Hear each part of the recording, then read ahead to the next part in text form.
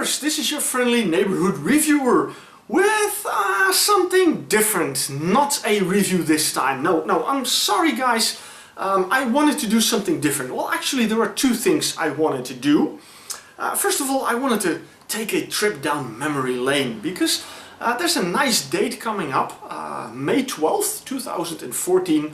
That is the day that I am doing liveprog for exactly 4 years. And well, I would like to take you guys back to the beginning and tell you a little bit of how I became a reviewer. Now, there's a chance that it completely doesn't care you. I mean, you say, well, what the hell ever, I just like your reviews, or I don't like your reviews, and I don't care about your history.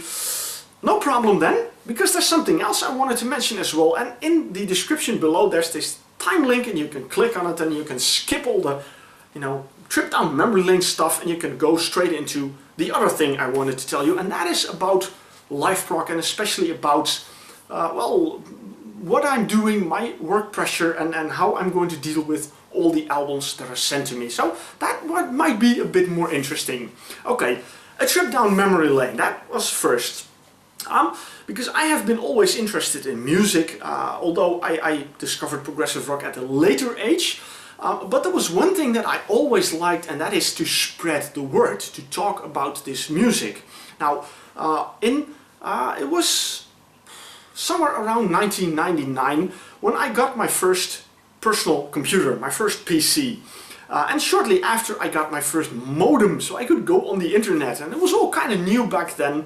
But despite the fact that it was new, I really quickly discovered this program called FrontPage, and I found out that it was not too difficult to make a website with that. So I started making websites, well, very basic, simple back then. And it was very clear to me that the one thing I wanted to do was a website about progressive rock, because I love that kind of music and I wanted to share that with other people. And I figured, the internet might be a great way to do that. But I wanted to do it with permission, so I started to look up all these bands that already had some web presence and just ask them, can I use some information and put some information of you on my website. And one of the bands that I also contacted was Arian, because of course, I wanted to focus on the Dutch band, so, well, Arian is Dutch. And I got in touch with the webmaster and we exchanged some emails, and along the way he said, well, I'm gonna end this, I'm gonna quit, and we need someone else to take over for me. Oh, are you interested? I thought, whoa, me? Doing the Arian website? And I didn't think I was qualified to do that because, well, I didn't know that much about websites, just, worked a little bit with FrontPage. But to make a long story longer, no, shorter, well, I decided to jump in and do it. So, well, he gave everything over to me. I got in touch with Arjen Lucas, and we turned out to be a really nice guy. And I did that for about 3 years. And I had a lot of fun there. It was really amazing to work not only for, but also with Arjen Lucas. And we did a lot of cool things. I met a lot of great musicians, of course. I got to see a lot from the inside, which was very cool. And I also got a chance to run the fan club from Arian, which was also cool. And at the same time, Arian became bigger. And my family became bigger, so my time became less, and well, I had to make a choice. And at that point I said, okay, I have to stop. I mean, I have to give the proper amount of attention to my family, and I can't devote enough time anymore to the Arian website. So he found someone else to take over, and after the Star One tour I ended, and in a way I missed it a little bit because it was a lot of fun to do, but at the same time I knew that, well, especially when it comes to the technical side, I wasn't that good, and the webmasters that took over from me were a lot better. They had their own company, so they were a lot better, so it was, a better arrangement that way. But that left me with, I don't have an outlet anymore for the music, and I wanted to do something. And for some reason I got in touch with the guys from Prog Power Online. And that was a website that was linked to the Prog Power Europe Festival. And they were looking for reviewers, so I said, well, I'm interested. I've never reviewed before, but, well, would be interesting to give it a try. So they said, sure, no problem, you can do that. Now, at that Star One tour, one of the singers there, Russell Allen, is also part of Symphony X, and they had just released a new album. the Odyssey. So I thought, you know, wow, I have the contacts with Inside Out, so maybe I can ask them for a promo from that Symphony X album and make that my first review. Then I still have a nice transition, a nice link as well. So that's what I did. And that was the first review I did. And I wrote for them for a long time. Then that website decided to quit. I moved on to another website. I wrote a while for a Belgian site, Prog. I even wrote a small bit for a Dutch site. I also wrote a short while for Background magazine, which was a lot of fun. But in the end, the whole Prog Power Online reviews were handed over to progressiveworld.net, an American-based website, and I started writing for them. Now, after a while, I got a bit of a depression, and I kind of slowed down everything, almost stopped doing everything, didn't write very much anymore, and was at the verge of really quitting. But fortunately, 2009 came. I went to a Pendragon concert. I made a weekend of it. We stayed in the same hotel as the band. That was when Scott Hyam had just joined, and it was a really fantastic weekend, and that really rekindled the fire. So early 2010 I was really eager to go back and be a reviewer again, be a really full-time reviewer again. Well, full-time as long as it's in the spare time, of course. I mean, I still have my day job and I still have my family. So I thought, you know, what am I going to do? I mean, I've been writing for many years and I kind of don't want to go back to writing again. So for some reason I thought, you know, why not do it with a camera, you know? Just tell people something about the album rather than write about it, which makes it a lot more personal, of course. Hi, I'm Tom Vidar Salongli. And I'm Marius Nilsson. And we are Dimension Act. And here's a song for you. We draw the lines of mortal existence right here on Marcel's liveprog. So I tried one, and well, the responses were really cool, so I just decided to keep on doing it. And at the beginning, you know, I did like one a month or 1 in 2 months, but it started to grow and grow and grow, and a lot of people enjoyed what I was doing, so more and more bands and labels and promoters started asking me, you know, would you like to review our release? And I'm a huge music fan, so I said, yes, I will, yes, I will, yes, I will, until a certain point that I came that it became too much and I almost quit. I mean, a few years ago I had a moment where, you know, I didn't like it anymore. I had so many albums that I had to review, and I thought, you know, this is not fun anymore. This is really starting to look like work, and I'm not even getting paid for it.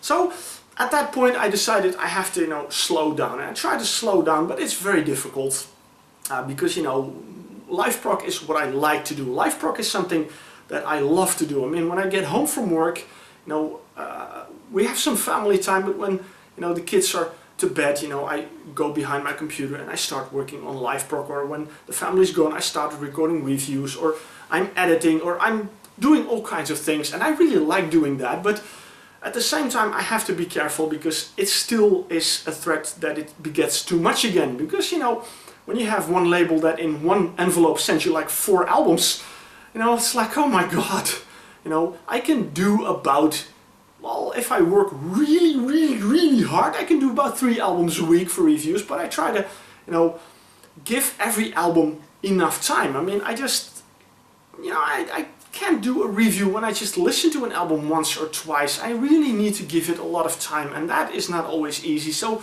I really have to say, you know, for the past, I have to be honest, I have been focusing on the quantity. I wanted to review every album that was sent to me, but last year I discovered, you know, that's not gonna work. I mean, I spent the last weeks of 2013 almost non-stop reviewing. I had a couple of days off. I spent them non-stop reviewing, and that is simply too much. So I decided, you know, I have to change that. So as I'm coming up on 4 years, I still like it very much. I really enjoy it very much, but I am going to make some changes to make sure that I can make the 5-year mark. And I really want to make that, and I really want to keep on bringing quality reviews. Reviews that you say, okay, you know, this is fun to watch, this tells me something, maybe even something I didn't know, or something you know, introduces me to a band or an album that I'm not familiar with, and that really says, okay, I like this music, I'm interested, I want to listen more, and I maybe won't even buy the album. That is something I want to do, but I'm not gonna bring you I don't want to bring a well, superficial review that just say, oh yes, this band is fantastic, and the singer's fantastic, and the guitar player's fantastic. It's a fantastic album, you gotta buy it. Now, I don't want to do those reviews. So, it is very simple. Basically, as of now, it is very simple. Every album that's sent to me, I'm going to listen to it, and I'm going to see, you know, do I like it, yes or no. Well, that is my first kind of filter. I listen to it, do I like it, yes or no. If I like it, okay, this one most likely will be reviewed. If I don't like it, I put it away, and I might revisit it after a while and see, do I feel the same or do I like it now? Because sometimes that changes. And the albums that I do review, I just give them a proper amount of time, which means that if I get an album now, but I already have 10 other albums waiting, it could take up a couple of weeks, maybe even a couple of months before I finally get a chance to review that album that was sent to me. That is something that I cannot help. I mean, everybody would like to have their album reviewed as quickly as possible. I understand that, and you know, if my method is a reason for you not to send me anything anymore for review, well, I regret that, of course, because I like reviewing, especially albums that really do something to me. But hey, so be it, that's life. I still have plenty of albums to review at this particular moment, so I still have enough to go on, and I really hope that, you know, throughout this year I will have sufficient albums to review for you guys, you know, to bring you something really cool and interesting. So, but it also means at the same time that I have to say to certain albums, I'm sorry, I simply cannot review you. And I maybe have to skip them entirely, simply because I have to make choices. Not that I like it, I mean, I wish I could do this full time. I mean, I know there are reviewers online that I think are really fantastic, like the Neil Drop and the Daily Guru. But I have a feeling these guys do it as their day job or something, because they bring out so many reviews and so many great reviews that I think, you know, wow, I wish I could do that as well. But you know, I am me, and I have my own style, and I try to be honest about the albums and tell you how I feel about the albums, and I try to tell you why I think this is a fantastic album and why maybe you should buy it, or maybe why you should listen to an album first, in case, you know, I'm not sure. So that is my way, and I don't try to copy others. I try to stay me, which is not always easy, because sometimes I think, oh, these guys are really awesome and they have like 250,000 subscribers, and I'm really happy that I have over 1,000 subscribers, and I think that's really fantastic. And that started to grow from the moment I decided to promote my YouTube channel instead of my website. And I'm not going to pay as much attention to my website anymore. I'm going to turn my website into an information point where you can find information about liveprog. You can find information there if you want to have your album reviewed. Well, that will be something you can find on liveprog. But the reviews are going to be on my YouTube channel, and that is something I'm going to promote because simply that is the best way for me. I mean, otherwise I have to also invest a lot of time in maintaining a website, and I'd rather invest all the time I have in doing my reviews. So that's why I decided, you know, I'm going to stick with the YouTube channel. That's the place where you can find all my reviews. And I have 2 YouTube channels. There's one I haven't used in a while. I might start using that as well, but I'm not sure yet. But initially, you know, youtube.com/liveprog, that is my channel. There you can find all my videos, all my interviews, all my reviews, and everything else I do. So I hope you will subscribe to this channel, so you will stay up to date if I upload any new videos, and I will do my stinking best to keep on bringing worthwhile videos that are entertaining, that are something that is fun to watch, and hopefully not ranting on for way too long, as I'm probably doing right now, because I have sometimes I have I don't know how you say that, sometimes I just keep on talking because of my enthusiasm and because there's so much things I want to say to you guys. I mean, I have to be honest, you know, here in my hometown I don't have any people who share the same passion for music as I have. And I don't have the financial means to travel to all kinds of concerts in all places, so I don't get out a lot, and this is basically almost my only way to communicate and share a little bit of my passion with you guys, my viewers. So I hope you can forgive me, bear with me. I'll try to keep it concise and interesting, but this video I'm allowed, I think, yeah, my opinion, I think I'm allowed to, do a little bit more, because this is a more personal message to you guys. So I hope you understand a little bit of, well, where I come from and what I do. And of course, I really look forward to the next year of liveprog. That will be year number 5. I hope I can bring you guys a lot of great music. I still have some really fantastic music coming up. Now, you might be wondering, that shirt that I'm wearing, which happens to be my last name, I mean, my liveprog shirt, a lot of people love that. I'm going to see if I can find a way to make that available. But this shirt, although it has my name on it, this is not me. I found a band, a US band called Huster. They don't make prog or anything, they make metal, but I have their album. I'm going to review it because I think it's a fantastic album. But they have a really cool shirt, so I thought, hey, I have to wear that. I really have to wear that because I'm really proud of this one and I think it's a really cool shirt. So check out that band as well, Huster. It's a really interesting one if you like the heavier stuff. Well, I'm going to end it here now. I hope, I've been able to tell you a little bit more about me and about why I do things. And I definitely hope that you will see me again with the next video, which will going to be a review. And I have a really fantastic album coming up.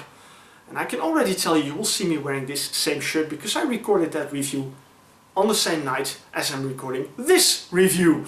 Yeah, the wonders of technology. Alright, thanks again for your support. Thanks again for your time. I appreciate that very much. I will not use it up any further. I will say cheers, guys. This is Dave Clifford from Karma and Red Jasper, and I'm very pleased to say you're watching liveprog.